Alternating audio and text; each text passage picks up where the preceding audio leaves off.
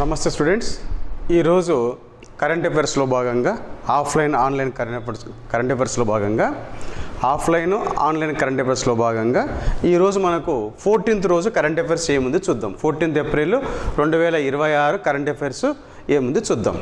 ఇవన్నీ current affairs అన్నీ కూడా Hindu paper, times of India, కొన్ని తెలుగు పత్రికల నుంచి తీసుకోవడం జరిగింది. నా ఎగ్జామ్ పాయింట్ ఆఫ్ వ్యూలో వెరీ ఇంపార్టెంట్. గ్రూప్ 2లో 30 మార్క్స్ కరెంట్ అఫైర్స్ ఉంటుంది. సివిల్స్ కానీ గ్రూప్ 1 కానీ మనకు డిస్క్రిప్టివ్లో వరకు వస్తుంది, మల్టిపుల్ చాయిస్ క్వశ్చన్స్కి వరకు వస్తుంది. ఓకే, చూద్దాం ఇక్కడ నరా. ఈరోజు 14th ఏప్రిల్ 2026 రోజు ఉన్నటువంటి ముఖ్యమైన current affairs, that to examination point of view. తర్వాత నెక్స్ట్ ఏంటయ్యా అంటే ఈరోజు ముఖ్యంగా మోస్ట్ ఇంపార్టెంట్ వచ్చేసి మనకి ఏంటంటే నరా డాక్టర్ అంబేద్కర్.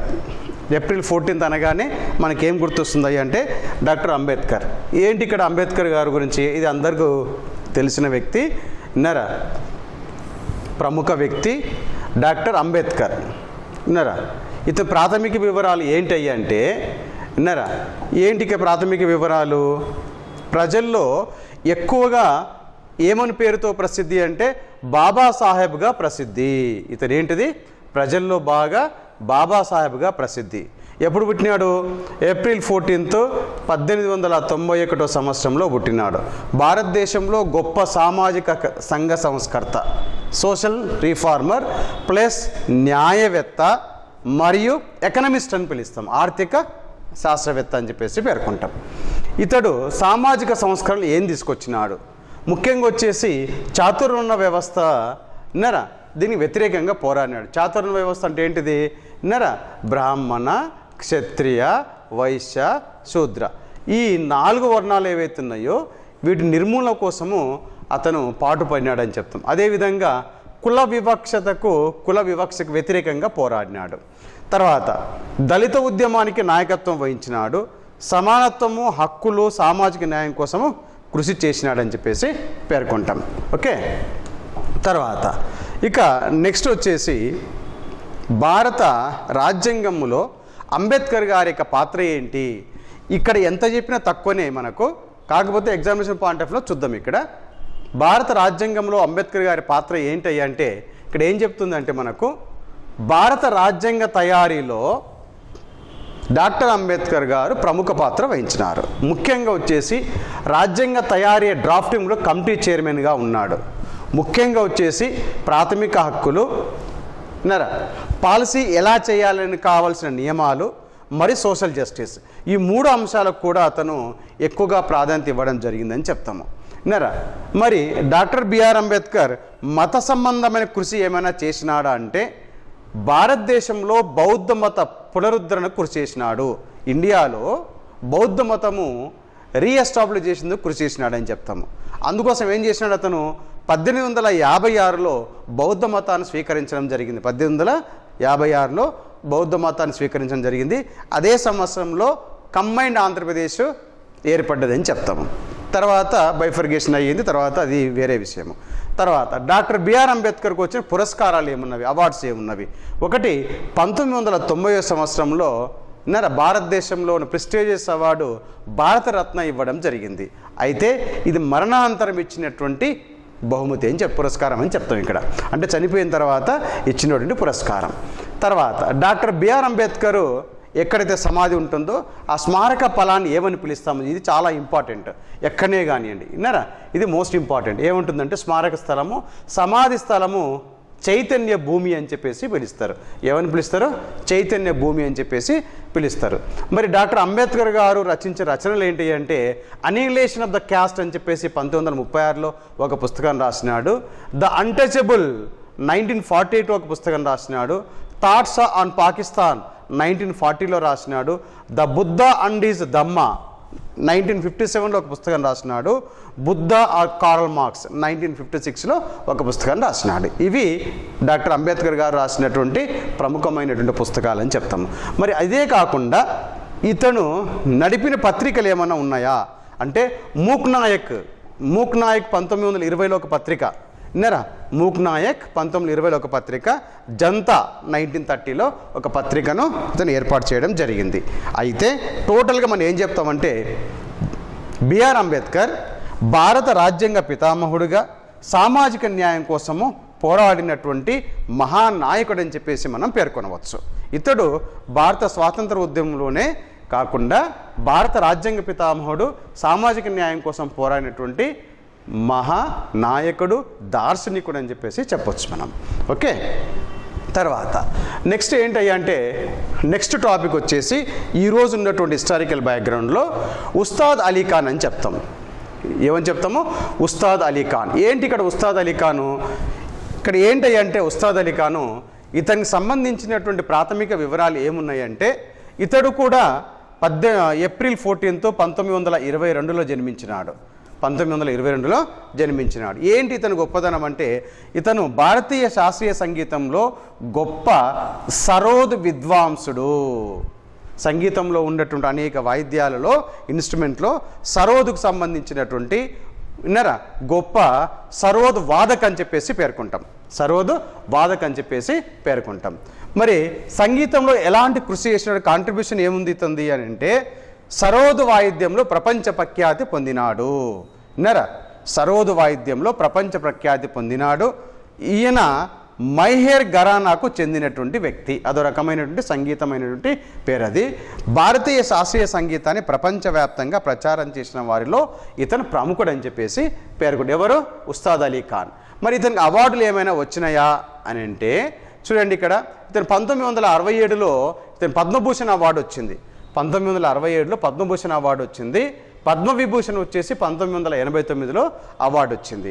ప్రత్యేకంగా ఇతను కంట్రిబ్యూషన్ ఏంటయ్యా అంటే ప్రసిద్ధ రాగం రాగా లజ్వంతి అనే రాగాన్ని కొత్తగా ఉస్తాద్ అలీ ఖాన్ గారు దీన్ని క్రియేట్ చేసినాడని చెప్పొచ్చు ఇక్కడ.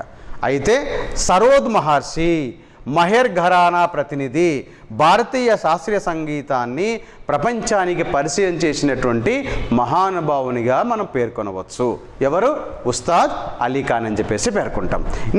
మనం ఏం చెప్తున్నాము? డైలీ వైజ్ హిస్టారికల్గా ఏముందో దాన్ని బట్టి మనం చెప్తూ వస్తున్నాం.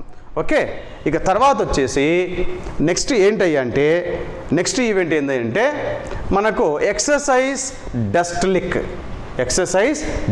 ఈరోజు ఉన్నటువంటి వాటిలో మోస్ట్ ఇంపార్టెంట్ ఏంటంటే ఎక్సర్సైజ్ డస్ట్ లిక్. ఏంటంటే ఏంటి ఎక్సర్సైజ్ అనేది?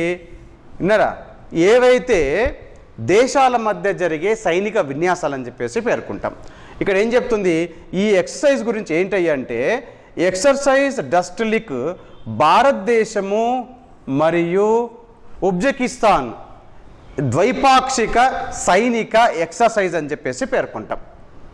సైనిక ఎక్సర్సైజ్ ఏం పేరు? దాని పేరు డస్ట్ లిక్ అని చెప్పేసి పేర్కొంటాం. ఇది ఎన్నవ ఎడిషన్ అంటే 7వ ఎడిషన్ అని చెప్తాం. ఎన్ని రోజులు జరుగుతుందంటే ఏప్రిల్ 12 నుంచి 25 మధ్య ఈ యొక్క ఎక్సర్సైజెస్ జరుగుతాయని చెప్తాం. అయితే స్థలం ఎక్కడ? గురుస్వామి ఫీల్డ్ ట్రైనింగ్ ఏరియా అని చెప్తాం. భారత సైన్యం బృందము 12 ఏప్రిల్ 2026న బయలుదేరుతుంది అని చెప్తాం ఇక్కడ. మరి ఈ ఎక్సర్సైజ్లో ఎవరెవరు పాల్గొంటారు అంటే భారత్ తరపున ఇండియన్ ఆర్మీ నుండి 45 సైనికులు. ఎవరు వీళ్ళు 40? ఎక్కడి నుంచి? మహర్ రెజిమెంట్ నుంచి వెళ్తారు. మరి ఇండియన్ ఎయిర్ ఫోర్స్ నుంచి 15 మంది సభ్యులు దీంట్లో పాల్గొనబోతున్నారని చెప్పేసి పేర్కొంటాం. అయితే ఇక్కడ ఉజ్బెకిస్తాన్ నుంచి ఎవరు వస్తున్నారు? ఉజ్బెకిస్తాన్ ఆర్మీ ఎయిర్ ఫోర్స్ నుండి సుమారు 60 మంది సిబ్బంది దీంట్లో పాల్గొంటున్నారు. మరి ఈ యొక్క ఆర్మీ ఎక్సర్సైజ్ యొక్క లక్షణాలు ఏంటంటే ఇది ఒక యాన్యువల్ బైలాటరల్ మిలిటరీ ఎక్సర్సైజ్ అని చెప్తాం. సైనిక వ్యాయామం అని చెప్పేసి పేర్కొంటాం. భారత్ మరియు ఉజ్బెకిస్తాన్ మధ్య ప్రతి సంవత్సరము ఏం చేస్తారు? ఇక్కడ ఆల్టర్నేటివ్లీ ఈ యొక్క మిలిటరీ ఎక్సర్సైజ్ జరుపుకునే సాంప్రదాయం ఉంది. గత ఎడిషన్ ఎన్నోదంటే 6వ ఎడిషను ఏప్రిల్ 20లో జరిపినారు. స్థలం ఎక్కడంటే ఫారిన్ ట్రైనింగ్ నోడ్ అన్నూద్లో జరిపినారు. ఇది ఎవ్రీ ఇయర్ ఉజ్బెకిస్తాన్కు ఇండియా మధ్య జరిగే మిలిటరీ ఎక్సర్సైజెస్ అని చెప్పేసి పేర్కొంటాం. తర్వాత అయితే ఇందాక రెజిమెంట్ అన్నాం కదా, మహర్ రెజిమెంట్ యొక్క ముఖ్యాంశాలు ఏంటంటే ఈ మహర్ రెజిమెంట్ అనేది 1941లో స్థాపించినారు. ఎప్పుడు? 1941లో. దీని ప్రధాన కార్యాలయం వచ్చి సౌగౌర్లో ఉంది. దీని నినాదం ఏంటంటే ఎస్ సిద్ధి.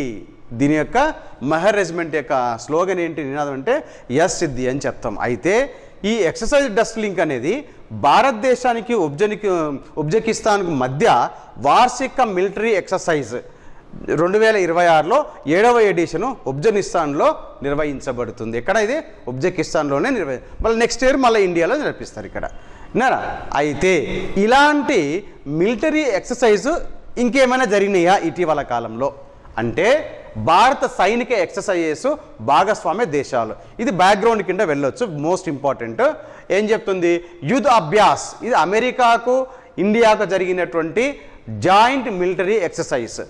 దీని యొక్క ముఖ్య ఉద్దేశం ఏంటి, ఉగ్రవాద నిరోధము, జాయింట్ ఆపరేషన్లో కోఆర్డినేషన్ని పెంపొందించేందుకు దీని ముఖ్య లక్షణం అని చెప్పేసి పేర్కొంటాం.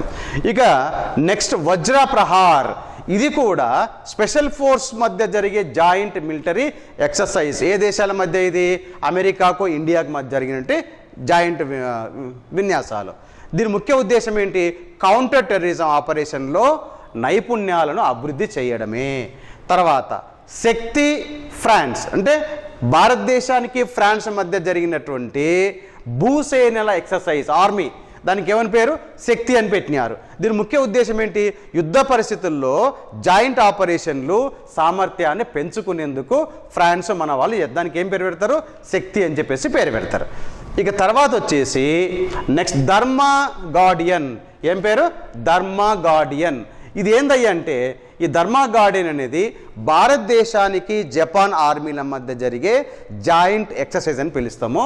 ఇది ముఖ్య ఉద్దేశం ఏంటి, ప్రాంతీయ భద్రత, ఉగ్రవాద వ్యతిరేక చర్యలపై దృష్టి పెట్టేందుకు. తర్వాత ఇంకేం చెప్తుంది, లామిటిఏ.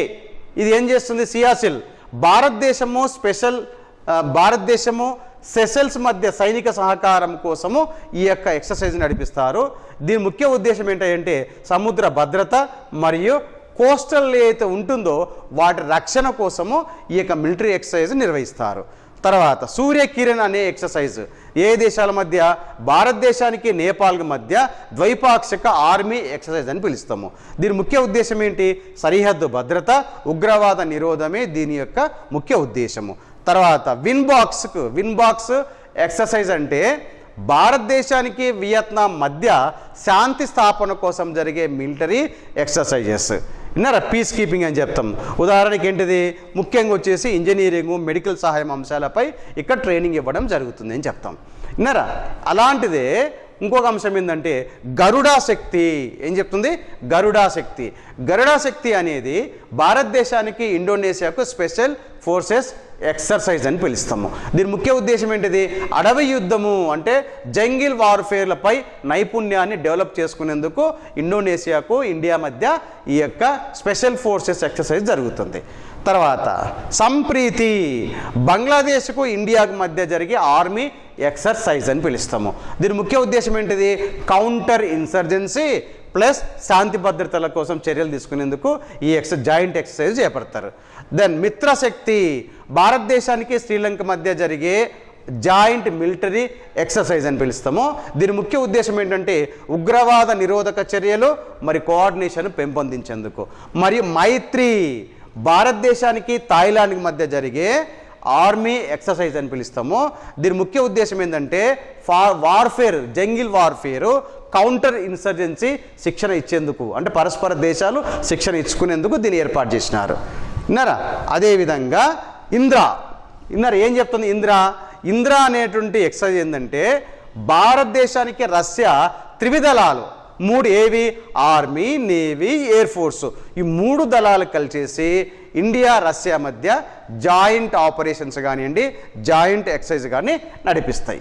దీని ముఖ్య ఉద్దేశం ఏంటంటే స్ట్రాటజిక్ కోఆపరేషన్ను బలోపేతం చేసేందుకు ఇంద్రా ఎక్సర్సైజ్ ఇక్కడ ఈ 2 దేశాలు కలిసి చేస్తాయి. తర్వాత నెక్స్ట్ వచ్చేసి అజేయ వారియర్ అంటే ఇది యూకే ఇండియాకి మధ్య జరిగే ఎక్సర్సైజెస్ అని పిలుస్తాము. దీని ఒక ముఖ్య ఉద్దేశం ఏంటి, వార్ సామర్థ్యాన్ని పెంచుకోవడము, తర్వాత కోఆర్డినేషన్ని ఇంప్రూవ్ చేసుకోవడము. తర్వాత నమోడిక్ ఎలిఫెంట్, మంగోలియా, భారతదేశానికి మంగోలియా మధ్య జరిగే ఆర్మీ జాయింట్ ఎక్సర్సైజ్ అని పిలుస్తాము. దీని ముఖ్య ఉద్దేశం ఏంటి, హై ఆల్టిట్యూడ్ వార్ఫేర్ నైపుణ్యాలను మనము డెవలప్ చేసుకునేందుకు. తర్వాత కంజార్ అంటే ఏంది ఇక్కడ అంటే కిజకిస్తాన్కు భారతదేశానికి మధ్య జరిగే స్పెషల్ ఫోర్సెస్ ఎక్సర్సైజ్. దీని ముఖ్య ఉద్దేశం ఏంటిది? ఉగ్రవాద నిరోధక ఆపరేషన్లపై శిక్షణ ఇవ్వడమే దీని యొక్క ముఖ్య ఉద్దేశం అని చెప్తాం. ఇంకా తర్వాత వచ్చేసి ఇక్కడ యుకేవీరియన్, ఏకవీరియన్ ఏంటి? ఇక్కడ మాల్దీవులకు ఇండియా మధ్య జరిగే మిలిటరీ ఎక్సర్సైజ్. దీని ముఖ్య ఉద్దేశం ఏంటి? భద్రత, డిజాస్టర్ మేనేజ్మెంట్కు ఎలా మనం కాపాడుకోవాలో శిక్షణ ఇవ్వడానికి. తర్వాత ఆల్ నగా ఓమన్ దేశానికి భారతదేశానికి మధ్య జరిగే జాయింట్ ఆర్మీ ఎక్సర్సైజ్. దీని ముఖ్య ఉద్దేశం ఏంటిది? ఎడారిల్లో యుద్ధ నైపుణ్యాలను డెవలప్ చేసుకునేందుకు. ప్లస్ ఇంకేం చెప్తుంది? ప్రబల్ దస్తక్, ఇక్కడ కజకిస్తాన్కు ఇండియాకి మధ్య జరిగే ఎక్సర్సైజ్ అని పిలుస్తాము. దీని ముఖ్య ఉద్దేశం ఏంటిది? జాయింట్ ఆపరేషన్లో కోఆర్డినేషన్ను పెంపొందించడము. తర్వాత డస్ట్ లిక్, ఇందాక చెప్పుకున్నది, ఇండియాకు ఉజ్బెకిస్తాన్కు మధ్య ఉన్నటువంటి ప్రతి సంవత్సరం జరిగే ఎక్సర్సైజ్ చెప్తాము. ఉగ్రవాద నిరోధము, టాక్టికల్గా మనం ఏ విధంగా కోఆర్డినేట్ చేసుకోవాలి, ఇవన్నీ కూడా గతంలో జరిగినటువంటి, ప్రస్తుతం జరిగినటువంటి రెండు దేశాల మధ్య జరిగే విన్యాసాలని చెప్పేసి పేర్కొంటాం ఇక్కడ. తర్వాత నెక్స్ట్ ఏంటిది? సౌదీ అరేబియా ఇండియాకి మధ్య ఏముంది? సాదా తాన్సిక్ అని పేరు పెట్టినారు. ఇది ఏం చెప్తుంది? సౌదీ అరేబియా ఇండియా మధ్య జరిగినటువంటి ఒక ఎక్సర్సైజ్. ముఖ్య ఉద్దేశం ఏంటిది? రక్షణ సహకారము, సంయుక్త స్ట్రాటజీల అభివృద్ధి చేయడము. తర్వాత టైగర్ ట్రింప్, ఇది ఎక్కడ? అమెరికాకు ఇండియాకు మధ్య జరిగినటువంటి త్రివిధలాల ఎక్సర్సైజ్ అని పిలుస్తాము. దీని ముఖ్య ఉద్దేశం ఏంటంటే హ్యుమానిటేరియన్ అసిస్టెన్స్, డిజాస్టర్ రిలీఫ్పై ముఖ్యంగా దృష్టి పెట్టడము. తర్వాత desert cyclone, United Arab Emirates భారతదేశాలు జరిపే జాయింట్ ఆర్మీ ఎక్సర్సైజ్ అని పిలుస్తాము. దీని ముఖ్య ఉద్దేశం ఏంటిది? ఎడారిలో యుద్ధం చేయడము, కౌంటర్ టెర్రరిజం మీద ఏ విధంగా శిక్షణ ఇచ్చుకోవాలో ఇరు దేశాలు పరస్పరం సహకరించుకుంటాయి. తర్వాత సైక్లోన్, ఈజిప్ట్ దేశానికి భారతదేశానికి స్పెషల్ ఫోర్సెస్ ఎక్సర్సైజ్. ఇది టెర్రరిజము, దాన్ని పూర్తిగా నిరోధించడము, డిజాస్టర్ ఆపరేషన్స్ ఎలా చేయాలని చెప్పేసి ఈ ఎక్సర్సైజ్ మీద శిక్షణ ఇవ్వడం జరుగుతుంది. తర్వాత నెక్స్ట్ ఏంటయ్యి అంటే ముఖ్యంగా వచ్చేసి bold Kurukshetra, most important previous question ఇది. బోల్డ్ కురుక్షేత్ర సింగపూర్ దేశానికి భారతదేశానికి మధ్య జరిగే army exercise, stimulated warfare training ఇవ్వడం జరుగుతుంది. తర్వాత కజింద్, ఎక్కడ? కజకిస్తాన్కు భారతదేశానికి మధ్య జరిగే జాయింట్ ఆపరేషన్స్, యుఎన్ శాంతి స్థాపనకు ఆపరేషన్లపై శిక్షణ ఇవ్వడం జరుగుతుంది. తర్వాత హరిమౌ శక్తి, ఇది మలేసియా భారతదేశాల మధ్య జరిగే ఎక్సర్సైజు.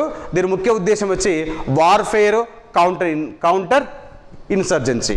తర్వాత ఆస్ట్రేలియా ఇండియా దేశాల మధ్య ఆర్మీ ఎక్సర్సైజ్. దీని ముఖ్య ఉద్దేశం వచ్చి సంయుక్త జాయింట్ ఆపరేషన్లో స్ట్రాటజిక్ కోఆపరేషన్ అని చెప్పేసి పేర్కొంటాం. విన్నారా? ఇవన్నీ ఏంటి అంటే వివిధ దేశాల మధ్య ఉన్నటువంటి మిలిటరీ ఎక్సర్సైజ్ అని పిలుస్తాము. చివరగా ఇంబెక్స్ ఎక్కడ? మయన్మార్కు భారతదేశానికి మధ్య జరిగే ఎక్సర్సైజ్ అని పిలుస్తాము. దీని ముఖ్య ఉద్దేశం ఏంటి? ఉగ్రవాద నిరోధము, సరిహద్దు భద్రత. అయితే ఇవన్నీ కూడా ఎందుకు చేస్తారయ్యి అంటే ఒకే ఒక కారణం, ఒకే ఒక ఉద్దేశం, లక్ష్యం ఏందయ్యి అంటే ఈ సైనిక ఎక్సర్సైజ్లు అంతర్జాతీయ సహకారం కోసము, రక్షణ సామర్థ్యాలు పెంచుకోవడం కోసము, ఉగ్రవాద నిరోధం కోసమే ఇలాంటి ఎక్సర్సైజులు నిర్వహిస్తారు. ఇవి బాగా గుర్తుపెట్టుకోవాలా, ఎగ్జామినేషన్ పాయింట్ ఆఫ్ లో వెరీ వెరీ ఇంపార్టెంట్. ఇక తర్వాత నెక్స్ట్ టాపిక్ ఏంటయ్యి అంటే మనకు దూరదర్శన్. తెలుసుగా దూరదర్శన్ మనకు ఇండియన్ కౌన్సిల్ ఫర్ కల్చరల్ రిలేషన్తో మెమొరాండమ్ ఆఫ్ అండర్స్టాండింగ్ ఏర్పాటు చేసుకున్నది. విన్నారా? మెమొరాండమ్ ఆఫ్ అండర్స్టాండింగ్ ఏర్పాటు ఎప్పుడు? ఇది 2026లో. చూద్దాం. దూరదర్శన్ కదా, డీడీ కదా. దూరదర్శన్ సెప్టెంబర్ 15, 1959లో ఎస్టాబ్లిష్ అయ్యింది. ఎక్కడ? ఢిల్లీలో. It is the first TV channel in India అని చెప్తాం. చూద్దాం ఇటీవల ఏమి మెమొరాండమ్ ఆఫ్ అండర్స్టాండింగ్ ఏర్పాటు చేసుకున్నది, సంతకం చేసిన వాళ్ళు ఎవరయ్యా అంటే Doordarshan and Indian council for cultural relation వాళ్ళు ఇద్దరు అండర్స్టాండింగ్ వచ్చేసి ఒక అవగాహన పత్రం మీద సంతకాలు చేసుకున్నారు. స్థలం ఎక్కడ? న్యూఢిల్లీ అని చెప్తాం. తర్వాత ఎప్పుడు చేసినారు? ఏప్రిల్ 2026 చేసినారు. వ్యవధి 3 సంవత్సరాల పాటు పరస్పర అంగీకారము, దీన్ని పొడిగించుకోవచ్చు. మరి ఈ యొక్క మెమరాండం ఆఫ్ అండర్స్టాండింగ్ యొక్క ముఖ్య లక్ష్యం ఏంటంటే ఐసీసీఆర్ యొక్క సాంస్కృతిక కార్యక్రమాలు టీవీ, రేడియో, డిజిటల్ ప్లాట్ఫామ్ ద్వారా విస్తృతంగా ప్రసారం చేయాలని చెప్పేసి వీళ్ళ యొక్క ముఖ్య ఉద్దేశము. అదేవిధంగా ఇండియన్ కల్చర్ ఏదైతుందో దేశీయంగా మరి అంతర్జాతీయంగా ఎంకరేజ్ చేసేందుకు, ప్రోత్సహించేందుకు ఈ యొక్క అవగాహన పత్రం మీద సంతకం చేసుకున్నారు. మరి వీటి బాధ్యతలు ఏంటి? ఐసీసీఆర్ యొక్క ముఖ్య బాధ్యత ఏంటంటే సాంస్కృతిక కాంటెంట్, కళా ప్రదర్శనలు అందించడము. మరి దూరదర్శన్ ఏం చేస్తుంది? మరి TV, radio, OTT, special social media ద్వారా ప్రసారాలు చేయడము. మరి కాంటెంట్ హక్కులు ఏంటి? కాంటెంట్ పై జాయింట్ ఓనర్షిప్, ఇద్దరి కూడా జాయింట్ ఓనర్షిప్ ఉంటుంది, సమిష్టి హక్కులు ఉంటాయి. తర్వాత శాశ్వత హక్కులు భవిష్యత్తులో కూడా వినియోగించుకోవచ్చు. డిజిటల్ హక్కులు సహా ఆర్కేఫ్ కానీ, గతంలో ఉన్నటువంటి సీరియల్స్ కానీ, డాటా కానీ అంటే ప్రచారం కోసం వినియోగించుకోవచ్చు both organisations. Then Doordarshan ICCR MOU రెండింటి మధ్య ఒక మెమరాండం ఆఫ్ అండర్స్టాండింగ్ జరిగింది. భారతీయ సంస్కృతిని ప్రపంచానికి చేరవేయడానికి మీడియా భాగస్వామ్యం కాబట్టి రెండు కూడా ఈ ఎంఓ ఇద్దరు సంతకం చేయడం జరిగింది. తర్వాత ఇక నెక్స్ట్ టాపిక్ వచ్చేసి అంతర్జాతీయ సదస్సులు. ఇది అంతర్జాతీయ సదస్సులు ఏం జరిగినాయి ఇటీవల కాలంలో? ఏసియన్, ఇండియా అండ్ అపెక్ ఎప్పుడు జరిగినవి? 22వ ఏసియన్ ఇండియన్స్ మలేషియాలో జరిగింది. నెక్స్ట్ అపెక్ సమిట్ 2020 దక్షిణ కొరియాలో జరిగింది. మరి ఈ సమావేశం యొక్క ముఖ్య ఉద్దేశం ఏంటి అంటే ఫోకస్ ఇండో పసిఫిక్ సహకారం, వాణిజ్యం మీద ఫోకస్ చేసింది. ఇవన్నీ కూడా కొన్ని ప్రీవియస్ క్వశ్చన్స్ ఉన్నవి మీకు బ్యాక్గ్రౌండ్ కింద ఇస్తున్నాను. తర్వాత వచ్చేసి సామాజిక అభివృద్ధి సదస్సులు ఏం జరిగినవి అంటే world social summit for development ఖతార్లో జరిగింది. దీని ముఖ్య ఉద్దేశం ఏంటంటే పేదరిక నిర్మూలన, సమాన అభివృద్ధి కోసం అని చెప్తాము. ఇక తర్వాత వచ్చేసి నెక్స్ట్ సదస్సు వచ్చేసి ఏం చెప్తుంది అంటే పర్యావరణ, క్లైమేట్కి సంబంధించిన సదస్సులు ఏమున్నవి, ఏం జరిగింది? ఇక్కడ tropical forest for ever facility initiative ఎక్కడ జరిగింది? ఇది బ్రెజిల్లో జరిగింది. విన్నారా? ఏం చెప్తుంది? United Nations COP32 climate summit ఇథియోపియాలో జరిగింది. COP32 క్లైమేట్ సదస్సు ఎక్కడ జరిగింది? టర్కీలో జరిగింది. ఈ మూడింటి యొక్క ముఖ్య ఉద్దేశం ఏంటంటే క్లైమేట్ మార్పు, అడవుల యొక్క సంరక్షణనే వీటి యొక్క ముఖ్య ఉద్దేశము. ఇక తర్వాత వచ్చేసి ఈ ఇతర గ్లోబల్ సదస్సులు ఏంటంటే 20th G20 లీడర్ సమిట్ దక్షిణాఫ్రికాలో జరుగుతుంది. గ్లోబల్ ఎనర్జీ లీడర్ సమిట్ 2025 భారత్లో జరిగింది. విన్నారా? ఇక తర్వాత వచ్చేసి నెక్స్ట్ భారతదేశంలో జరిగిన సదస్సులు ఏవి? భారతదేశంలో జరిగినటువంటి సదస్సులు ఏమున్నవి? ఒకటి వ్యవసాయము, పర్యావరణానికి సంబంధించిన సదస్సులు ఏంటి? ఇలా ఏం జరిగింది? ఇక్కడ south Indian national farming summit 2025 భారత్లో జరిగింది. గ్లోబల్ బిగ్ క్యాట్ సమిట్ 2025లోనే భారత్లో జరిగింది.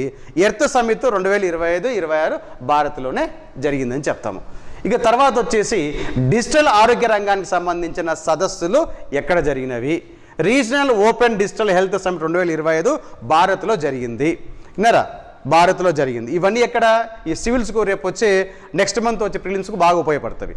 ఇక తర్వాత వచ్చేసి కళలు, పరిపాలన చట్టాలకు సంబంధించినటువంటి సదస్సులు ఎక్కడ జరిగినవి? ఆర్ట్స్ అండ్ అడ్మినిస్ట్రేటివ్ యాక్ట్కి సంబంధించిన సదస్సులు, సమ్మిట్స్ ఎక్కడ జరిగింది? నేషనల్ కాన్ఫరెన్స్ అండ్ హ్యాండిక్రాఫ్ట్ సదస్సు భారత్లో జరిగింది. నేషనల్ కాన్ఫరెన్స్ నేషనల్ ఈ విధాన్ అప్లికేషన్ నేవా భారత్లో జరిగింది. Urban mobility India conference exhibition 2025 భారత్లో జరిగింది. National conference and strengthening legal aid delivery mechanism భారత్లో జరిగింది.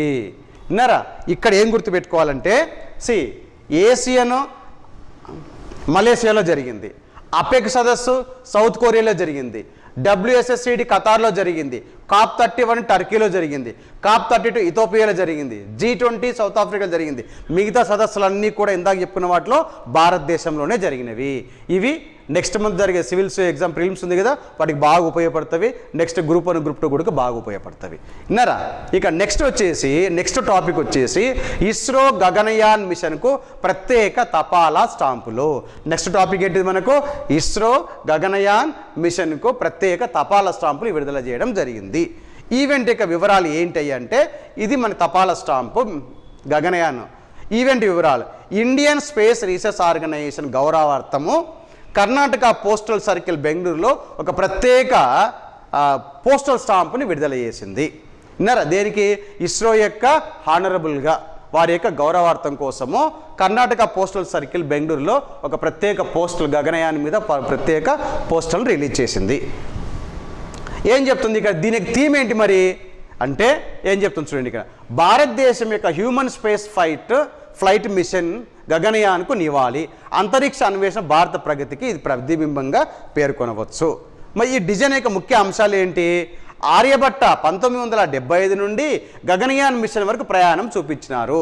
ఏదైతే పోస్టల్ స్టాంప్ ఉంది కదా, దాని మీద ఆర్యభట్టతో స్టార్ట్ అయ్యి ఎప్పుడు ఇది 1975 నుంచి స్టార్ట్ అయ్యి గగనయాన్ మిషన్ వరకు ప్రయాణం ఎంతవరకు జర్నీ జరిగిందో అవి మొత్తం దాంట్లో పోస్టల్ స్టాంప్లో చూపించడం జరిగింది. తర్వాత పురాతన విజ్ఞానం, జంతర్ మంతర్ వంటి ఖగోళ కేంద్రాలు, ఆధునిక అంతరిక్ష టెక్నాలజీ కలయిక కలిపి రెండింటిని చూపించడం జరిగింది. తర్వాత ప్రాముఖ్యత ఏంటిది? మరి భారతదేశం యొక్క సైంటిఫిక్ ఎవల్యూషన్ చూపిస్తుంది. ఇండియాలో సైంటిఫిక్ అనేది ఎలా ఎవల్యూషన్ జరిగిందో ఇది చూపిస్తుంది. తర్వాత నెక్స్ట్ ఏంటంటే ఖగోళ శాస్త్ర వారసత్వము, ఆధునిక స్పేస్ టెక్నాలజీ వరకు అభివృద్ధి. తర్వాత ఇది ఏం చెప్తుంది మనకు? మోస్ట్ ఇంపార్టెంట్ ఈ యొక్క ఆర్ట్ అండ్ కల్చర్లో ఇది చాలా ఇంపార్టెంట్ వస్తుంది. నెక్స్ట్ యూపీఎస్సీలో జరిగిన నెక్స్ట్ మంత్లో కంపల్సరీ క్వశ్చన్ ఉంటుంది. తర్వాత ఇస్రో యొక్క ముఖ్య ఉద్దేశం ఏంటి? స్థాపన ఎప్పుడు? ఆగస్టు 15, 1969లో ఏర్పాటు చేసినారు. ప్రస్తుత చైర్మన్ ఎవరు? నారాయణన్ ఉన్నాడు. ఆర్యభట్ట గగనయాన్ ప్రయాణం చూపించే స్టాంపులు ఇస్రో గౌరవార్థం బెంగళూరులో విడుదల చేయడం జరిగింది. ఓకే. తర్వాత ఇక నెక్స్ట్ వచ్చేసి ఇండియా కెన్యా నౌకాదళ సహకారము. భారతదేశము ప్లస్ కెన్యా యొక్క నౌకాదళము ఏ విధంగా కోఆపరేట్ చేసుకున్నది అని అంటే ఐఎన్ఎస్ త్రికండ్ ద్వారా ఒక దేశాలు ఒక ఆయుధాలను బదిలీ చేసుకోవడం జరిగింది. ఐఎన్ఎస్ త్రికండ్ ద్వారా వెపన్స్ను బదిలీ చేసుకోవడం జరిగింది. దేని ద్వారా? ఈ యొక్క ఐఎన్ఎస్ ఇండియన్ నేవీ ఉంది కదా, ఈ యొక్క త్రికండ్ ద్వారా both countries exchanged their weapons. Event వివరాలు ఏం చెప్తుంది? Vice admiral Krishna Swaminathan Kenya నేవీకి ఐఎన్ఎస్ఎస్ రైఫిల్స్ అమ్యునేషన్ అందజేశారు. దీన్ని స్వీకరించిన వాళ్ళు ఎవరు? Major general Paul Owuor Otieno, ఇతను స్వీకరించినాడు. తర్వాత ఇక్కడ సంబంధిత నౌక ఏది? వెసల్స్ అంటే ఐఎన్ఎస్ త్రికండ్ ఇండియన్ నేవీకి చెందిన ఫ్రంట్ లైన్ గైడెడ్ మిసైల్ ఫ్రైటేక్, దీని ద్వారా వాళ్ళకి అందజేయడం జరిగింది. తర్వాత మరి స్ట్రాటజిక్ ప్రాముఖ్యత ఏంటి ఇక్కడ అంటే ఈ కార్యక్రమం ద్వారా మహాసాగర్ విజన్ కింద జరిగింది. Mutual holistic advancement for security and growth across region. ఈ కార్యక్రమం ద్వారా ఆయుధాలను కెన్యా భారతదేశము ఎక్స్చేంజ్ చేసుకోవడం జరిగింది. ఇది ఇండియా యొక్క ఇండియన్ ఓషన్ రీజియన్లో ప్రభావాన్ని పెంచుతుంది. మరి టాక్టికల్ యాక్టివేషన్ ఎక్సర్సైజ్ ఏంటంటే visit, board, search, seizure drills నిర్వహించినారు. ఇక్కడ ఈ సందర్భంగా కొన్ని డ్రిల్స్ నిర్వహించడం జరిగింది. దాన్ని విన్యాసాలకు చెప్తాము. చిన్న ఆయుధాలు అమ్యునేషన్ నిర్వహణపై, అంటే చిన్న చిన్న ఆయుధాలు ఎలా వినియోగించుకోవాలా, వాటి వాడక ఏంటి అని చెప్పేసి ఒక నిర్వహణపై శిక్షణ ఇవ్వడం జరిగింది. ఇక తర్వాత వచ్చేసి ఐఎన్ఎస్ఎస్ రైఫిల్ గురించి ఏంటి అసలు? ఏం సార్ ఇది ఐఎన్ఎస్ఏఎస్ యొక్క రైఫిల్స్ అంటే ఏంటి అసలు? ఇవి భారతదేశంలో అభివృద్ధి చేసిన అసాల్ట్ రైఫిల్ ఇండియన్ ఆర్మీ మరియు ఇతర భద్రతా దళాల్లో వినియోగిస్తారు. దీని ప్రాముఖ్యత ఏంటిది? ఇండియా కెన్యా రక్షణ సంబంధాలు బలపడుతున్నాయి. డిఫెన్స్ డిప్లొమసీ, మారిటైమ్ సెక్యూరిటీలో భాగంగా ఉంటుంది. ఇవి ఎక్కడ ఉపయోగపడతాయి? యూపీఎస్సీలో ఇంటర్నేషనల్ రిలేషన్ సెక్యూరిటీలో భాగంగా ఉపయోగపడతాయి. Most important. తర్వాత ఐఎన్ఎస్ త్రికండ్ ద్వారా ఐఎన్ఎస్ రైఫిల్స్కు కెన్యాకు బదిలీ, మహాసాగర్ విజన్ కింద విబిఎస్ డ్రిల్ నిర్వహణ చేసి శిక్షణ ఇవ్వడం జరిగింది. ఇంకా తర్వాత వచ్చేసి ఇక్కడ ఐఎన్ఎస్ఏఎస్ రైఫిల్స్ అంటే ఏంటి అసలుకి? అంటే ఇక్కడ ఏం చెప్తుంది అంటే ఇండియన్ స్మాల్ ఆర్మ్ సిస్టమ్ అని పిలుస్తాం. ఐఎన్ఎస్ఏఎస్ అంటే ఇండియన్ స్మాల్ ఆర్మ్ సిస్టమ్ అని పిలుస్తాం. ఇది భారతదేశంలో తయారు చేసిన అసాల్ట్ రైఫిల్, దాడి తుపాకీ అని చెప్తాం. ప్రధానంగా ఇండియన్ ఆర్మీ ఉపయోగిస్తుంది. మరి దీన్ని ఎవరు తయారు చేసినారు? తయారు చేసిన సంస్థ ఆర్డినెన్స్ ఫ్యాక్టరీ బోర్డ్ అని చెప్తాం. ప్రస్తుతం ఏం చెప్తుంది? Advanced weapons equipment of India limited వాళ్ళు దీన్ని తయారు చేస్తున్నారు. పూర్తిగా మేడ్ ఇన్ ఇండియా ఓన్లీ. దీని ముఖ్య లక్షణాలు ఏంటి? దీని క్యాలిబర్ ఏం చెప్తుంది? 5.56 mm ఉంటుంది. Firing mode semi automatic breast మోడ్లో ఉంటుంది, సెమీ ఆటోమేటిక్గా ఉంటుంది మనకు. ఇది వీటి గురించినటువంటి అంశాలు. మరి మ్యాగజైన్ ఏంటి? ఒక్కసారి స్టార్ట్ చేస్తే 20 నుంచి 30 రౌండ్ల వరకు వెళ్తూనే ఉంటుంది. ఇది తేలికైంది, సులభంగా దీన్ని వినియోగించుకోవచ్చు అని చెప్తారు. ఇక్కడ దీన్ని ఎవరు ఉపయోగిస్తారు? ఇండియన్ ఆర్మీ ఉపయోగిస్తుంది, పారామిలిటరీ దళాలు ఉపయోగిస్తారు, కొన్ని దేశాలకు మనము ఎగుమతి కూడా చేస్తాము. మరి ప్రస్తుత పరిస్థితి ఏంటిది? ఐఎన్ఏఎస్ఎస్ రైఫిల్స్ క్రమంగా కొత్త రైఫిల్స్తో మారుస్తున్నారు. ఎలాగా? AK-27 203 కానివ్వండి, సిఏజీ సారీ వాటితో మళ్ళీ డిజైన్ మారుస్తూ కొత్తగా మారుస్తున్నారని చెప్తాము. అయినప్పటికీ కొన్ని దళాల్లో ఇవి వినియోగంలో ఉంది అని చెప్తాము. అయితే లాస్ట్ పాయింట్ ఏంటి అంటే INSAS అనేది India developed 5.56 mm assault rifle, అంటే దాడి చేయడానికి అనమాట, used by the armed forces అని చెప్పేసి పేర్కొంటాం. ఇంకా తర్వాత వచ్చేసి అమెరికాలో స్వామి వివేకానందకు సంబంధించినటువంటి ఒక విగ్రహాన్ని వీళ్ళు ఇన్స్టాల్ చేసడం జరిగింది. విన్నారా ఏంటి ఇక్కడ వివరాలు? స్వామి వివేకానందకు సంబంధించినటువంటి తొలి లైఫ్ సైజ్ స్టాచ్యూ అమెరికాలో ఆవిష్కరించబడ్డది. ఇన్నేళ్ళకి చూడండి. విన్నారా? ఎప్పుడు 12 ఏప్రిల్ 2026 రోజు దీన్ని ఆవిష్కరించడం జరిగింది. విన్నారా? ఎందుకు, ఎక్కడ ఇది అంటే ఎక్కడ చూడండి, ఇక్కడ వెస్టికల్ స్క్వేర్ నగరం, సియాటిల్ నగరంలో దీన్ని విగ్రహాన్ని స్థాపించినారు. శిల్పి ఎవరి శిల్పి? నరేష్ కుమార్ కుమావత్. విన్నారా? బహుమతిగా ఇచ్చింది Indian council for cultural relations వాళ్ళు బహుమతి ఇచ్చినారు. దెన్ దీనికి ప్రాముఖ్యత ఏంటిది? అమెరికా నగర ప్రభుత్వం ద్వారా ఏర్పాటు చేసిన మొదటి వివేకానందుని యొక్క విగ్రహము. ఇక్కడ పసిఫిక్ నార్త్ వెస్ట్ ప్రాంతంలోని ఇండియన్ అమెరికా డయాస్పోరాకి ముఖ్యమైన కల్చరల్గా గుర్తింపు ఉంది ఈ ప్రాంతానికి అని చెప్తాం. అయితే దీనివల్ల ఏమవుతుంది? భారత్ అమెరికా కల్చరల్ రంగాల్లో బలోపేతం చేసుకోవచ్చు. వారసత్వం ఏంటిది? ఇంటర్ఫేత్ హార్మోనీ, మత సామరస్యాన్ని సందేశాన్ని ప్రతిబింబిస్తుంది. 1893 చికాగోలో ఇచ్చిన స్ఫూర్తి ప్రపంచానికి భారత తత్వశాస్త్రాన్ని పరిచయం చేసినటువంటి మహనీయుడు. అది చారిత్రాత్మక ప్రసంగం అని చెప్పేసి పేర్కొనవచ్చు. సియాటిల్లో వెస్ట్ లేక్ స్క్వేర్ వద్ద వివేకానంద తొలి లైఫ్ సైజ్ స్టాచ్యూను ICCR గిఫ్ట్ 1893 చికాగో స్ఫూర్తితో వీళ్ళు లైఫ్ టైం స్టాచ్యూని ఏర్పాటు చేయడం జరిగింది. అయితే మరి స్వామి వివేకానంద గురించి ఏంటి అసలుకు? దీని బ్యాక్గ్రౌండ్ కొద్ది తెలుసుకుందాం. విన్నారా? స్వామి వివేకానంద ఏంటి ఇక్కడ పరిచయం? స్వామి వివేకానంద రామకృష్ణ పరమహంస యొక్క ప్రధాన శిష్యుడు, ప్రపంచానికి వేదాంతాన్ని తత్వశాస్త్రాన్ని ప్రచారం చేసిన మహానుభావుడు. తర్వాత ఇతని ప్రపంచ స్థాయిలో గుర్తింపు వచ్చింది. ఎప్పుడు? Parliament of the world religion 1893లో అమెరికాలో జరిగితే అమెరికాలో జరిగిన సదస్సులో భారత్ తరఫున ప్రసంగించాడు. ఎవరు? Swami Vivekananda. Sisters and brothers of America అనే పదంతో అతని యొక్క ప్రసంగాన్ని ప్రారంభించినాడు. విన్నారా? సంస్థాపకులు ఎవరు? రామకృష్ణ మిషను స్థాపన ఎప్పుడు? మే 1897లో రామకృష్ణ మిషన్ స్థాపించడం జరిగింది. తర్వాత ఎక్కడది? బేలూరు మఠ ప్రధాన కేంద్రంగా ఉంటుంది. విన్నారా? స్వామి వివేకానంద రచించిన పుస్తకాలు ఏవంటే జ్ఞానయోగ, Bhakti Yoga, Rajayoga, to the youth of India అనేటువంటి పుస్తకాలు రాయడం జరిగింది.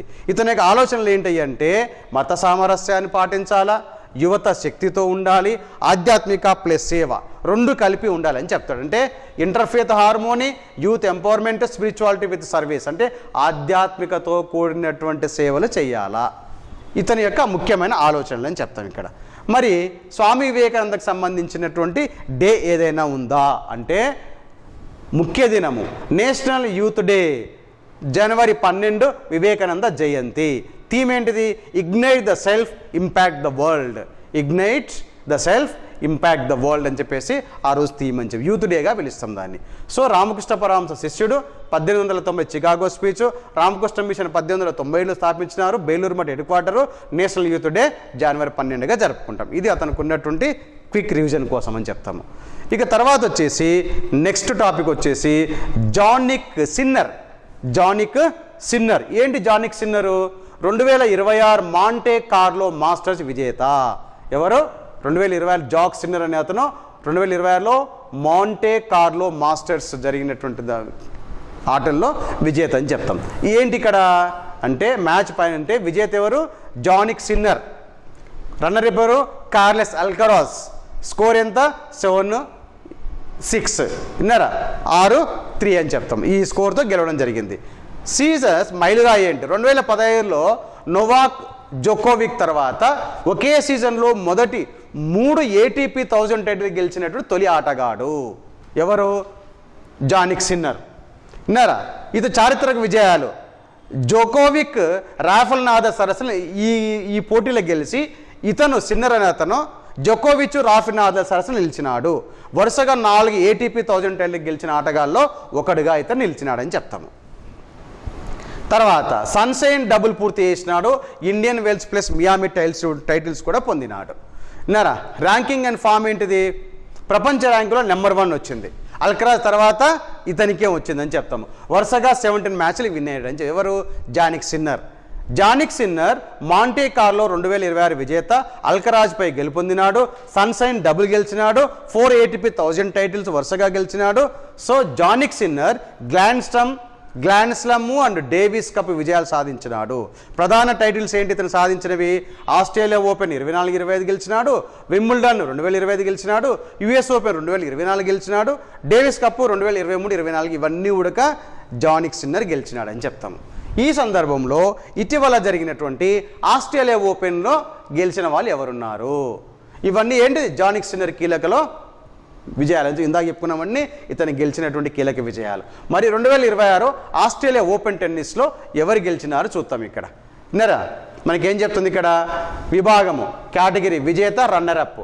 పురుషుల్లో సింగిల్స్లో మెన్ సింగిల్స్ కార్ల్ అల్కరాజ్ స్పెయిన్కి సంబంధించిన వాడు. రన్నర్ ఎవరు? నవోక్ జోకోవిక్. రన్నరు ఏ దేశస్తుడు? సెర్బియా. మహిళా సింగిల్స్లో ఉమెన్ సింగిల్స్ ఎలీనా రబైకా. తర్వాత గెలిచినారు. రన్నరప్ ఎవరు? బెలారస్కు చెందినటువంటి అరణ్య సబలెంకా. తర్వాత పురుషుల్లో doubles men doubles Christiana Harrison. ఇతను అమెరికాకు చెందినవాడు. ఇతను జోడి ఎవరు? నీల్ స్కుప్స్కీ. ఇతను యూకేకి సంబంధించిన వాడు. వీళ్ళు గెలిచినారు. రన్నరప్ ఎవరు? Jason Kubler Australia. Mark Polmans ఇతను కూడా ఆస్ట్రేలియా. ఇద్దరు ఓడిపోయినారు. రన్నరప్గా నిలిచినారు. మహిళా డబుల్స్లో ఎలిసా మాంట్రిస్ బెల్జియము. జహాంగ్ సుయ్ చైనాకు చెందిన క్రీడాకారిణి. అన్నా డాల్నియా కజకిస్తాను. అల్కేసెంట్రా కుర్నిక్ ఎవరిక్కడ? సెర్బియా దేశానికి. అంటే ఈ పోటీల్లో విన్నారా? వీళ్ళంతా గెలిచిన వారు, వీళ్ళంతా రన్నరప్గా ఉన్నవాళ్ళు అని చెప్తాం. మీకు ఏది? ఆస్ట్రేలియా ఓపెన్ టెన్నిస్ 2026కి సంబంధించినటువంటి ఆటలు అని చెప్తాం ఇక్కడ. ఓకే. తర్వాత ఇక నెక్స్ట్ టాపిక్ ఏంది అంటే ఉన్నత్ కృషి మహోత్సవ్ 2026. ఉన్నత్ కృషి మహోత్సవ్ 2026 ఏంటి ఇక్కడ అంటే? ఉన్నత్ కృషి మహోత్సవ్ 2026 ఏంటి ఇక్కడ? రాజ్నాథ్ సింగ్ ప్రారంభించినాడు. ఈవెంట్ వివరాలు. ప్రారంభం చేసిన వాళ్ళు రాజ్నాథ్ సింగ్. స్థలం రైసెన్. దాన్ని దసరా గ్రౌండ్ అని పిలుస్తాము. వ్యవధి 3 రోజుల పండుగ అని చెప్తాం. ఏంటిది? ఇది మనకు ముఖ్య విశేషాలు ఏంటి అంటే నితిన్ గడ్కరీ ఏమన్నారంటే ఆధునిక వ్యవసాయ టెక్నాలజీ జ్ఞానం స్వీకరించాలని పిలుపునిచ్చినాడు. మోడర్న్ అగ్రికల్చర్ టెక్నాలజీని నాలెడ్జ్ని మనం స్వీకరించాలని పిలుపునిచ్చినాడు. శివరాజ్ సింగ్ చౌహాన్ ఏమన్నారంటే seed to market road map ప్రకటించినాడు. Seed to market road map అంటే seed to market road map కార్యక్రమాల్లో సీడ్ విలేజెస్ గ్రామాల్లో మనం వ్యవసాయాన్ని ఆధునిక పద్ధతుల్లో చేపట్టాలి. Custom hiring centres machine banks ఏర్పాటు చేయాలి. కోల్డ్ స్టోరేజ్ అంటే మనకేవైతే మొత్తం పంట ఉందో వాటి బఫర్ స్టాక్ భద్రపరచుకోవడానికి మనం కోల్డ్ స్టోరేజ్ ఏర్పాటు చేసుకోవాలా. ఫార్మర్ ప్రొడ్యూసర్ ఆర్గనైజేషన్ కూడా మనము బలోపేతం చేయాలా. ఇది seed to market road map అని చెప్తాము. దీని మీద ప్రధాన లక్ష్యాలు ఏంటంటే ఆధునిక పద్ధతిలో వ్యవసాయం చేపట్టాలి. మెరుగైన విత్తనాలను తీసుకోవాలి. క్వాలిటీ సీడ్స్ని తీసుకురావాలా. ఇంకేం చేయాలి? సరిగా నీటిపారుదల అందించాలా. విన్నారా? అదేవిధంగా ఇంకేం చెప్తుంది? ఆర్గానిక్ ఫార్మింగ్ ఉండాలా. టెక్నాలజీ బేస్డ్ వ్యవసాయం చేయాలని చెప్తుంది. విన్నారా? రైసెన్ మధ్యప్రదేశ్లో ఉన్నత్ కృషి మహోత్సవ్ జరిపినారు. రాజ్నాథ్ సింగ్ దీన్ని ప్రారంభించినారు. సీడ్ టు మార్కెట్ అనేది ఒక రోడ్ మ్యాప్ను వీళ్ళు ఏర్పాటు చేసినారు. అంటే వ్యవసాయ ఆధునీకరణ కోసము రైసెన్లో 3 రోజుల పాటు ఉన్నత్ కృషి మహోత్సవ్ను నిర్వహించింది ఎవరంటే రాజ్నాథ్ సింగ్ అని చెప్తాము. రాజ్నాథ్ సింగ్. ఇక తర్వాత వచ్చేసి నెక్స్ట్ టాపిక్ వచ్చేసి రోమస్ గొఫ్మన్. ఇతను మొసాద్ యొక్క కొత్త చీఫ్గా ఇటీవల నియమించబడ్డాడు. 2026 నియామకము. రోమన్ గఫ్మన్ 2026 మొసాద్కు కొత్త చీఫ్గా నియమితులయ్యారు. ఏంటి? మొసాన్ చెప్తాను. మొసాన్ అంటే 2026 మొసాద్ కొత్త చీఫ్గా నియమితులైనారు. విన్నారా? ఇక్కడ ఏం చెప్తుంది అంటే ఈ రోఫ్మన్ ఎవరు ఇక్కడ? ఇతని వ్యక్తిగత నేపథ్యం ఏంటంటే ఇతను పుట్టింది బెలారస్. చెప్తానండి. మొసాద్ అనేది ఒక ఇంటెలిజెన్స్ విభాగం అండి. చెప్తాను దాని గురించి, డోంట్ వరీ. విన్నారా? ఇతను ఎక్కడ పుట్టినాడు? బెలారస్లో పుట్టినాడు. 1990లో ఇజ్రాయిల్కు వలస వచ్చినాడు. తర్వాత ఇక్కడ కెరీర్ ఏంటిది? ఇతను ఇజ్రాయెల్ డిఫెన్స్ ఫోర్స్లో ఆర్మోర్డ్ కార్ప్గా పనిచేసినాడు. తర్వాత డివిజన్ కమాండర్ స్థాయికి ఎదిగినాడు. తర్వాత ఉన్నత స్థాయిలో నాయకత్వంలోకి ప్రవేశించినాడని చెప్తాము. ఇతను ఏంటిది? నమ్మకమైన సహాయకుడు. ఎవరికి? బెంజమిన్ నెతన్యాహుకు సన్నిహిత సహచరుడు, మిలిటరీ సెక్రటరీగా కీలక పాత్ర పోషించాడు. తర్వాత నెక్స్ట్ ఏంటి ఇక్కడ? ఇది ప్రాముఖ్యత ఏంటి మరి? ఇజ్రాయెల్ రక్షణ స్ట్రాటజీలో కీలక వ్యక్తిగా ఉన్నాడు. సైనిక ఆదేశాలు సమన్వయం చేయడము, భద్రతా విధాన రూపకల్పనలో ప్రముఖ పాత్ర వహిస్తాడు. ఎవరు? రఫ్మాన్ అని చెప్తాము. రోమన్ గఫ్మాన్ బెలారస్ ఆర్జన్ నెతన్యాహు యొక్క సన్నిహితుడు మరియు మొసాద్ చీఫ్ 2020లో ఇతను నియమించినారని చెప్తాము. విన్నారా? సరే, మీరు అడిగినారు కదా ఇందాక మొసాద్ అంటే ఏంటి? విన్నారా? నేను చెప్తాను, తొందర వద్దు. విన్నారా? మొసాద్ అంటే ఏమిటి? నిర్వచనం: మొసాద్ అంటే ఇజ్రాయెల్ దేశానికి చెందిన ప్రధాన గూఢచారి సంస్థ, అంటే మెయిన్ ఇంటెలిజెన్స్ ఏజెన్సీగా దాన్ని మొసాద్ అని చెప్పేసి పిలుస్తాం. దానికి ఇప్పుడు రోమన్ గవర్నమెంట్ను కొత్త చీఫ్గా నియమించడం జరిగింది. అయితే ఈ మొసాద్ అంటే ఏంటి అసలు? దీని పూర్తి పేరు ఏంటి అసలు? విన్నారా? అంటే institute for intelligence and special operation అని పిలుస్తాము. విన్నారా? దీని ముఖ్య పనులు ఏం చెప్తుంది? విదేశాల్లో గూఢాచర్యము, ఫారెన్ ఇంటెలిజెన్స్ కలెక్షన్ చేస్తుంది, ఉగ్రవాద నిరోధానికి పాటుపడుతుంది, రహస్య ఆపరేషన్లు చేస్తుంది, ఇజ్రాయెల్ జాతీయ భద్రతను కాపాడుతుంది. విన్నారా? ముఖ్య లక్షణాలు ఏంటి? ప్రపంచంలో అత్యంత శక్తివంతమైన గూఢాచార సంస్థల్లో మొసాద్ ఒకటి అని చెప్తాం. ఏమేమి ఉన్నవి? సిఐఏ అమెరికా, M16 UK వంటి సంస్థల్లో సమాన స్థాయిలో ఈ మొసాద్ ఒకటి అని చెప్తాం ఇక్కడ. విన్నారా? అలాంటివే మనకి ఏమైనా ఉన్నాయా ప్రపంచవ్యాప్తంగా? విన్నారు? ఇప్పుడు చూడండి, Mossad Israel foreign intelligence agency responsible for espionage convert operations. టోటల్గా దీని సమ్మరీ. మరి ఇలాంటివి ప్రపంచంలో ఉన్న ఏ దేశాల మధ్య ఇలాంటి ఇంటెలిజెన్స్ సంస్థల పేర్లు ఏమున్నాయో చూద్దాం. ఇండియాకు వస్తాము. ఇండియా కోసం ఏం పిలుస్తాము? రీసెర్చ్ అండ్ అనాలిసిస్ వింగ్ భారతదేశంలో పిలుస్తాము. రెండవది సెంట్రల్ ఇంటెలిజెన్స్ ఏజెన్సీ అమెరికాలో ఉంది అని చెప్తాము. మొసాద్ వచ్చేసి ఇజ్రాయెల్ అని పిలుస్తాము. ఇంటర్ సర్వీస్ ఇంటెలిజెన్సీ పాకిస్తాన్లో ఉందని చెప్తాము. సీక్రెట్ ఇంటెలిజెన్స్ సర్వీస్ వచ్చేసి యునైటెడ్ కింగ్డమ్ యొక్క గూఢచారి సంస్థ. GRU వచ్చేసి రష్యాలో ఉన్న గూఢచారి సంస్థ. మినిస్ట్రీ ఆఫ్ స్టేట్ సెక్యూరిటీ చైనాలో ఉన్నటువంటి గూఢచారి సంస్థ పేరని చెప్తాం. ఇవి మొత్తం ప్రపంచంలో ఉన్నటువంటి అత్యంత పేరు పొందినటువంటి గూఢచారి సంస్థలు, ఇంటెలిజెన్స్ ఏజెన్సీలు అని పిలుస్తాం. అలాంటిదే ఒకటి మొసాద్ అని చెప్తాం ఇక్కడ. విన్నారా? అది ఓకే. స్టూడెంట్స్, ఇది ఈరోజు ఉన్నటువంటి కరెంట్ అఫైర్స్ అండి. ఇక్కడ ఏమి ఇక్కడంటే ఇప్పుడు మనకు నెక్స్ట్ ఏంటంటే మీకు ఆల్రెడీ చెప్పాను, కొత్త బ్యాచ్ మండే నుంచి స్టార్ట్ అవుతుంది. వేటికి? గ్రూప్ 1, గ్రూప్ 2కి కొత్త బ్యాచ్ మండే నుంచి స్టార్ట్ అవుతుంది. విన్నారా? మండే నుంచి కొత్త బ్యాచ్ స్టార్ట్ అవుతుంది. ప్లస్ ఇంకేంటంటే ఈ యూపీఎస్సీ ప్రిలిమ్స్ నెక్స్ట్ మంత్ ఉంది. ఈ నెక్స్ట్ మంత్ వచ్చే యూపీఎస్సీ ప్రిలిమ్స్కు విన్నారా ఇక్కడ టెస్ట్ సిరీస్ అనేది డైలీ టెస్ట్ ఉంటుంది. కొంతమంది ఓల్డ్ స్టూడెంట్స్ మర్చిపోయినారు. విన్నారా? డైలీ టెస్ట్ ఉంది, ఆ టెస్ట్గా హాజరు కాండి. విన్నారా? నెక్స్ట్ మంత్ 24 ఉంది కాబట్టి కొన్ని టెస్టులు మిగిలిపోయినవి, ఆ టెస్టులు రాయండి. విన్నారా? ఈ గ్రూప్ 1, గ్రూప్ 2కి మాత్రము మండే నుంచి కొత్త బ్యాచ్లు స్టార్ట్ అవుతున్నాయని చెప్తాను ఇక్కడ. విన్నారా? ఇది ఈరోజు ఉన్నటువంటి ప్రధానమైనటువంటి కరెంట్ అఫైర్స్ అండి. ఓకే, దీన్ని చూడండి, నోట్స్ రాసుకోండి. విన్నారా? మీకు నచ్చితే కామెంట్ ఇవ్వండి. ఓకే, థ్యాంక్ యూ అండి. Thank you very much.